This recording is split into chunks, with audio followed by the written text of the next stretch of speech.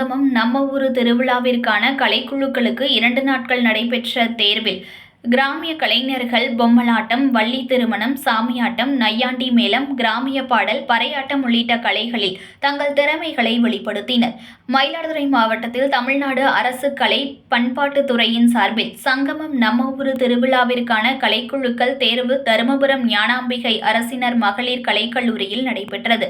சென்னையில் பொங்கல் விழாவின் போது தமிழ்நாடு மற்றும் அயல் மாநில நாட்டுப்புற கலைகள், செவ்வியல் கலைகள் இடம்பெறும் வகையில் நடத்தப்படும் நம்ம ஊரு விழாவில் பங்கேற்கும் கலைஞர்களை தேர்வு செய்வதற்காக இந்நிகழ்ச்சி நடத்தப்பட்டது. 2 நாட்கள் நடைபெற்ற இத்தேர்வில் 23 குழுக்களைச் சேர்ந்த 550 கிராமிய கலைஞர்கள் பங்கேற்று பொம்மலாட்டம், வள்ளி திருமணம், சாமியாட்டம், நையாண்டி மேளம், கிராமிய பாடல், பறையாட்டம் உள்ளிட்ட கலைகளில் தங்கள் திறமைகளை வெளிப்படுத்தினர்.